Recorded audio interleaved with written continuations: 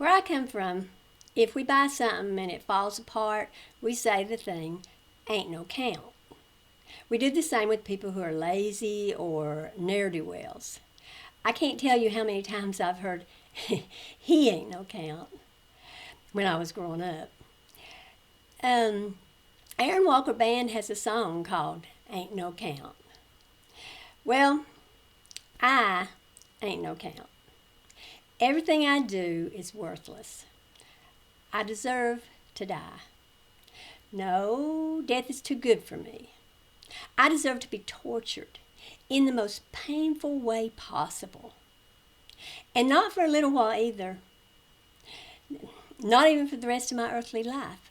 I deserve to be endlessly punished in a manner that is so bad I can't even imagine it. That's what an evil person I am. I'm good for nothing. I'm also stupid. I can't even figure out where to go or what to do. I can't make good decisions.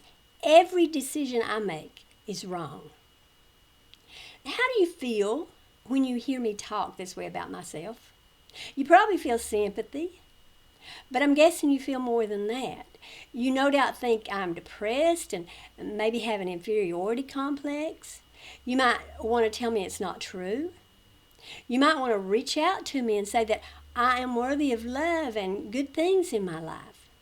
If you're a decent person, you hurt for me when you hear me put myself down this badly. You wonder why I feel this way about myself. What happened, you ponder, to cause such self-loathing and such a horrible view of myself? You likely think someone has abused me. Maybe a mother, a father, an uncle, or even a teacher was mean to me. Or perhaps it was a husband. Obviously, something happened to me to make me develop this awful view of myself. Well, something did create this thinking within me. An authority higher than a parent, uncle, teacher, or husband taught me that I am nothing. Why do I think I ain't no count? The Bible tells me so. And if you're a fundamental Christian, this is how you view me. And if you teach the whole Bible, this is what you say to me. You read from your beloved book words that rip my heart apart. And you believe those words about me. You teach them to me in hopes that I will see myself as broken and worthless. Because Yahweh is near to the brokenhearted. A broken spirit is the sacrifice he wants from us. A broken spirit dries the bones, so I guess he likes us to have dry bones. So yes, some of you stand in the pulpit and shout out to me that I ain't no count. Even when I was a little girl, having done nothing that anyone should condemn, you chastised me repeatedly, week after week, month after month, year after year, telling me that I'm disgusting. You made me feel that I could never be good enough. And the truth is, it's also what you say to yourself. It's the view your God, whom you love, has of you. So it's naturally the view you have of yourself. It's how you must see yourself because your God sees you that way, and he is always right. He knows you better than you know yourself. He's all-knowing, so he has to be right about you. Even if you try your best to please your God, it's not good enough. He doesn't even want to look at you. Can't see you as good unless he looks at you through the lens of what his own Son has done. He attributes his Son's righteousness to you, so he isn't disgusted with you to the point that he's tempted to grab you by the hair of the head and drag you off to hell. And that's if you're lucky. And most likely you won't be. Only a few special people will be granted the right, not the right, the gift of escaping the flaming fires that consume most of humanity. And no, I misspoke again. Not consume. Nobody is consumed. That would be too good for us. We must writhe in anguish for all eternity. That's just how bad we are. You tell a lie, all liars burn. You gossip or whisper or talk badly about your neighbor behind her back. Who hasn't done that? You burn. You're gay? Burn. You drink too much alcohol or covet something someone else has. You're going to burn. Or hey, you might be a model citizen, always helping others, and maybe even be asexual. So you don't have any illicit sexual thoughts. But you don't believe in some, and we know sex is the worst sin of all, right? But you don't believe some ancient documents, some old men who were probably high wrote, and you still burn. And it's all because you're garbage. You're trash. You're no count. Don't believe me? Isaiah 64:6. But we are all as an unclean thing, and all our righteousnesses are as filthy rags. Even the good we do is seen as filthy rags. Sometimes our rags are so dirty, we throw them away. And especially if they're bloody, which is what this is referring to. The God of the Bible views the good we do as a bloody menstrual pad or tampon. Look it up for yourself. We don't even want that in our inside garbage can. It stinks. We take it out to the trash as soon as we can. And it's certainly not something we want others to see. And this is our good deeds. Imagine how your God views the rest of what we do. And as I mentioned, we're all morons too. At least according to the God of the Bible, we can't even direct our own steps. Does this not bother you? Can you hear all of this and then say, Yahweh is so awesome? Don't you just love him? He's amazing and adorable and the epitome of love. Sure. He thinks I'm a piece of poop, but I just love him so much because he's so sweet and kind and generous and good to me. I mean, sure, he causes bad things to happen to me, but that's only when I deserve it. And it's just to help me learn how to please him better. William Easton II said, this is like a man telling his girlfriend, do what you wish, but if you choose to leave me, I will track you down and blow your brains out. When a man says this, we call him a psychopath. When God says the same, we call him loving and build churches in his honor.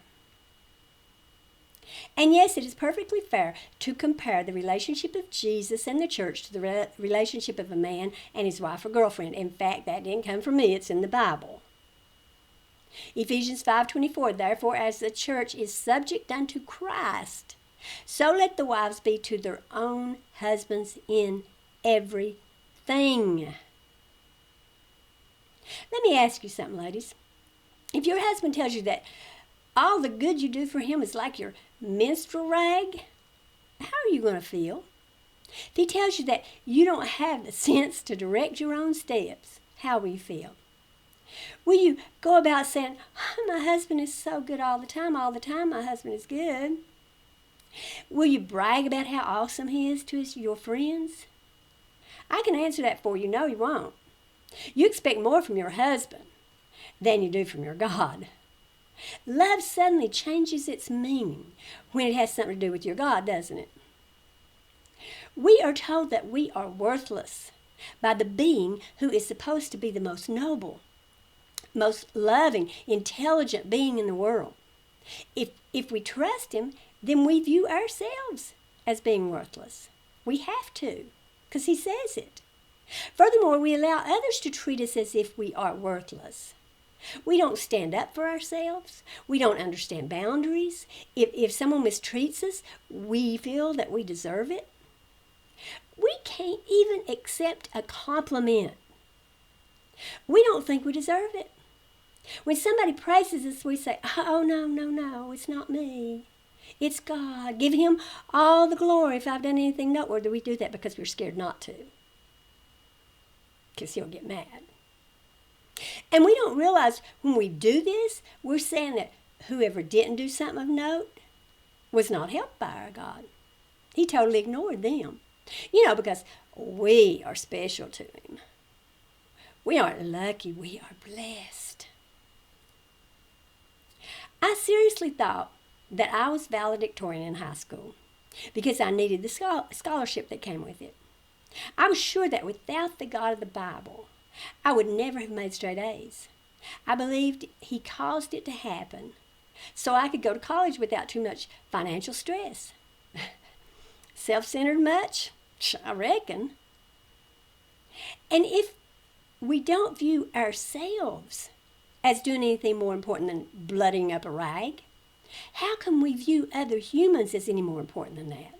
How do we view others as worthy of respect and love and consideration? According to fundamental Christians, all humans are worth is garbage. Garbage to be thrown onto the rubbish heap and burnt. Only, again, we don't even deserve to die from it.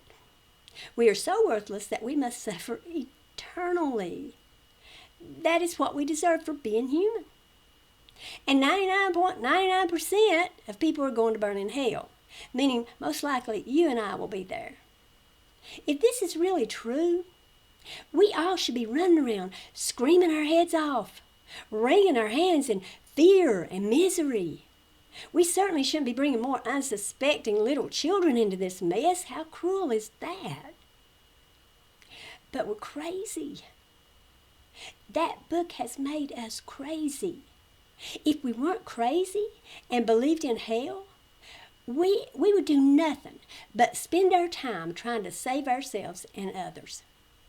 We wouldn't be sitting around in a church business meeting trying to decide whether the pew covers should be red or blue, or whether we should pave the parking lot. We believe that soon, and very soon, most of us will begin burning forever, and we've got our minds on the color of carpet in a building. That's crazy. It's pure insanity. In case you wonder, the New Testament says we're all, both men and women, worthless too. Romans 3:12, they are all gone out of the way. They are together become unprofitable. There is none that doeth good, no, not one. Why do we feel we never measure up? Why are we depressed? Why do many of us die by suicide? Because the God we look up to for direction and guidance and words of wisdom thinks we never do anything good. Our good is no good in His eyes. And His eyes are all that matter. William Martin wrote, "You do not have to make your children into wonderful people. You only have to remind them that they are wonderful people. If you do this consistently, from the day they were born, they will believe it easily." And even the Bible says, as he thinketh in his soul, so is he. And if he reads the Bible, he most definitely is going to think in his soul that he is evil. When my children were little, one of my older sisters said to me, if you tell your child he's good, he'll be good. If you tell him he's bad, he'll be bad. That makes some sense. But what has the God of the Bible done? He has consistently and constantly reminded us that in His eyes we are good for nothing. We are nothing. We ain't no count. Actually, we are worse than nothing. Nothing doesn't get ridiculed and castigated and vilified on a daily basis. Nothing doesn't get burnt. Well, I like to see some burning too. Yes, I would. I'm not for burning books, but I honestly think the world would be a much better place if all of the sacred books about the God of Abraham were burnt as quickly as we can start the fire. By the way, I have a friend who makes YouTube videos about each book of the Bible and then rips the book from the Bible and burns it. She's great at finding atrocities and inconsistencies and stupidities in the books and pointing them out. I'll share her channel in the description. But I should probably say that if bad words offend you, well, you're going to hear some from her. You and me, we don't deserve to burn in fiery flames, but those books, they do. Every single copy. And as Jesus would say, I wish the fire were already kindled. Thanks to my patrons, thanks to my commenters and my shares, and thank you all for watching. Bye.